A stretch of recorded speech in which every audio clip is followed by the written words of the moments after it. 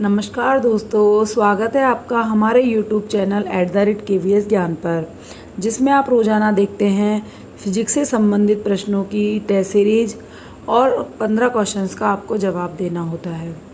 तो आज की क्विज शुरू करने से पहले यदि आप हमारे चैनल पर नए हैं तो हमारे चैनल को सब्सक्राइब कर लें एवं बेल आइकन को प्रेस कर लें ताकि आपको आने वाली नोटिफिकेशन मिल सके।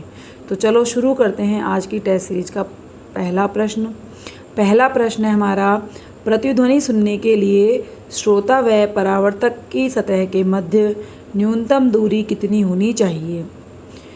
पहला ऑप्शन है इसमें 16.6 मीटर, दूसरा है 17.5 मीटर, तीसरा ऑप्शन है 18 मीटर और चौथा ऑप्शन है 19.3 मीटर। आपको बताना है सही आंसर क्या है। तो देखिए, इसका सही आंसर है ऑप्शन ए 16.6 मीटर, या हम यूँ कह सकते हैं लगभग 17 मीटर। ठीक, तो ये इसका आंसर होगा, यानी कि श्रोता और परावर्तक सतह के मध्य लगभग 17 मीटर की डिस्टेंस होनी चाहिए। नेक्स्ट प्रश्न है हमारा, कान पर ध्वनि का प्रभाव कितनी देर तक रहता है। पहला ऑप्शन है 1/10 सेकंड, दूसरा है 1/8 सेकंड, तीसरा है 1/9 सेकंड और चौथा है 1 मिनट। आपको बताना है इन चारों में से सही आंसर कौन सा है।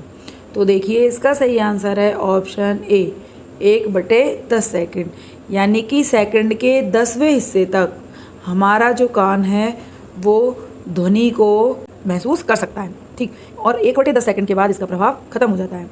नेक्स्ट है क्वेश्चन नंबर 3, पानी की सतह पर तेल की उपस्थिति का पता करने वाला यंत्र कौन सा है।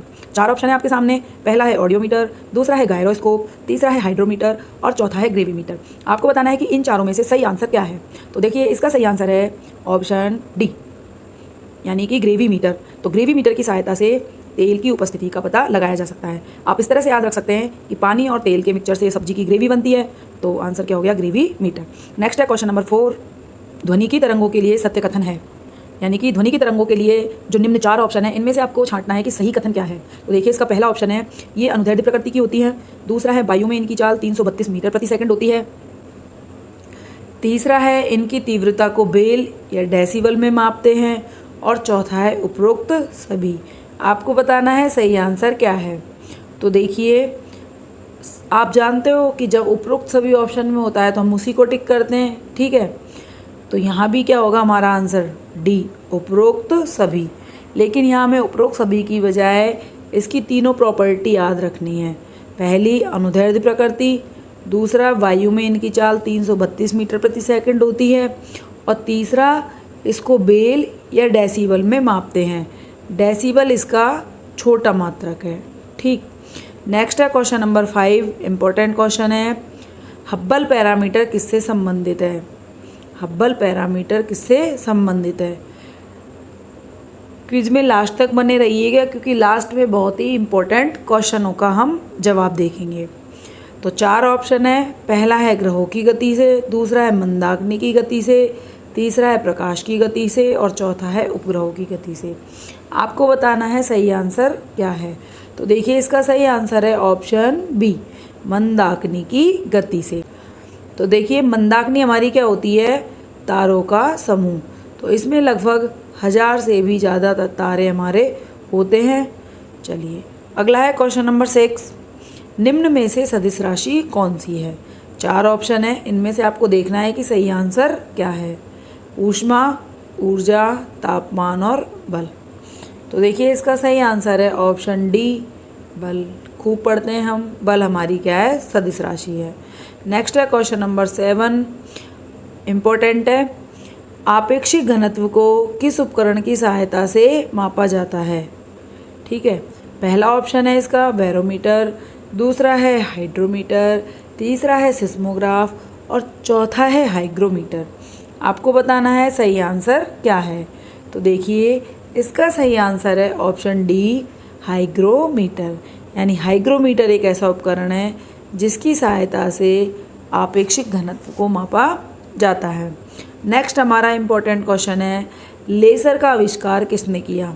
इससे पहले वाली क्विज में हमने लेज़र की फुल फॉर्म देखी थी, उसका लिंक ऊपर आई बटन पे शो हो रहा है, वहाँ जाके आप इसको देख सकते हैं।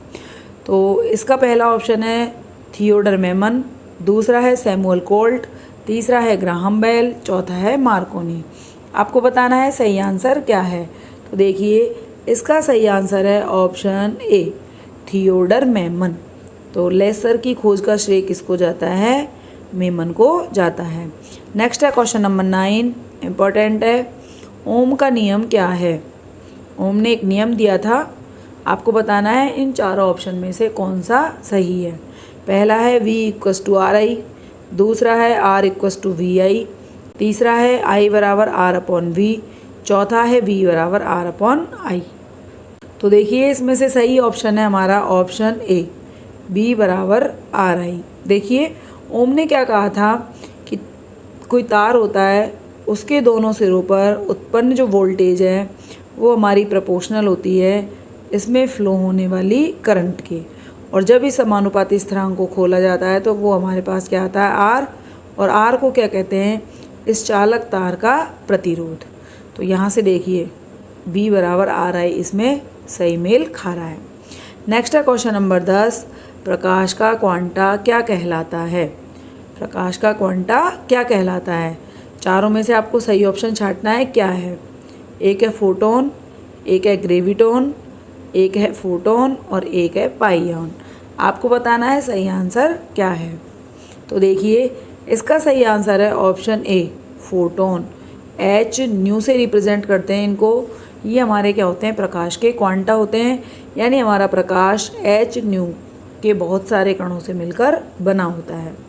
नेक्स्ट है हमारा क्वेश्चन नंबर 11, रासायनिक ऊर्जा को प्रकाश एवं ऊष्मा ऊर्जा में बदलता है। कौन सा उपकरण है निम्न में से जो रासायनिक ऊर्जा को ऊष्मा ऊर्जा या प्रकाश ऊर्जा में बदलेगा? पहला ऑप्शन है मोमबत्ती, दूसरा है ट्यूबलाइट, तीसरा है बल्ब और चौथा है हमारा विद्युत शैल। आपको बताना है सही आंसर क्या है। तो देखिए इसका सही आंसर है ऑप्शन ए, मोमबत्ती। मोमबत्ती क्या करती है? रासायनिक ऊर्जा को, यानी मोम क्या है हमारा रसायन, उसके जलने से क्या उत्पन्न होती है? प्रकाश और ऊष्मा। तो ऑप्शन होगा हमारा ए सही। जबकि देखो ट्यूबलाइट है, विद्युत ऊर्जा को प्रकाश ऊर्जा में बदलती है, विद्युत शैल रासायनिक ऊर्जा को विद्युत ऊर्जा में बदलते हैं, और बल्ब भी हमारी विद्युत ऊर्जा को प्रकाश ऊर्जा में बदलती है। नेक्स्ट है क्वेश्चन नंबर 12, इम्पोर्टेंट क्वेश्चन है, कई बार एग्जाम्स में पूछा गया है। फ्यूज़ तार किसका बना होता है? पहला ऑप्शन है टिन व शीशे का, दूसरा है जस्ता व शीशे का, तीसरा है टिन व जस्ते का और चौथा है उपरोक्त में से कोई नहीं। तो देखिए यहाँ पर सही आंसर है हमारा ऑप्शन ए, टिन व शीशे का। टिन और शीशे दोनों की मिश्र धातु से मिलकर क्या बनता है? हमारा फ्यूज़ तार बनता है। नेक्स्ट है क्वेश्चन नंबर 13। क्वेश्चन नंबर 13 है हमारा, गुरुत्वीय त्वरण का मान न्यूनतम कहाँ पर होता है? इससे पहले वाले क्विज में हमने देखा था अधिकतम कहाँ पर होता है, ठीक है। तो ऑप्शन है पहला ध्रुवों पर, दूसरा है विषुवत रेखा पर, तीसरा है सतह पर और चौथा है पृथ्वी के केंद्र पर। आपको बताना है सही आंसर क्या है। तो देखिए इनमें सही आंसर कौन सा होगा? हमारा ऑप्शन बी, विषुवत रेखा पर, जिसको बोलते हैं हम इक्वेटोर, ठीक है। तो इक्वेटोर पर गुरुत्वीय त्वरण का मान क्या होता है? न्यूनतम होता है, जबकि ध्रुवों पर क्या होता है? इसका मान मैक्सिमम होता है। नेक्स्ट है हमारा क्वेश्चन नंबर 14, सूर्य का तापमान कितना है, या यूँ कहें हम कि सूर्य पर टेम्परेचर की वैल्यू कितनी होती है? पहला ऑप्शन है 10⁻7 केल्विन, दूसरा है 10⁻12 केल्विन, तीसरा है 10�6 केल्विन और चौथा है 10�9 केल्विन। आपको बताना है सही आंसर क्या है। तो देखिए इसका सही आंसर है 10⁻7 केल्विन। तो सूर्य का तापमान कितना होता है? 10⁻7 केल्विन। नेक्स्ट हमारा इम्पोर्टेंट क्वेश्चन और आज की क्विज का लास्ट प्रश्न है 15, राडार की फुल फॉर्म क्या है? राडार की फुल फॉर्म बतानी है आपको कि राडार की फुल फॉर्म क्या है।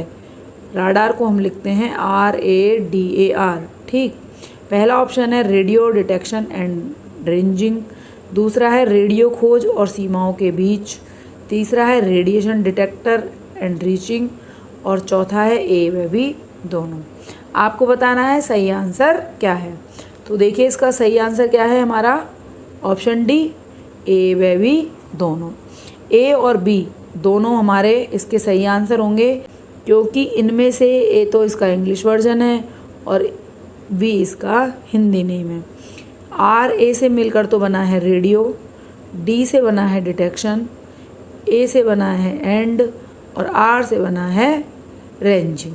तो इसी का हिंदी नाम हो गया रेडियो खोज और सीमाओं के बीच। तो इस तरह से हमारी आज की क्विज़ कंप्लीट हो गई।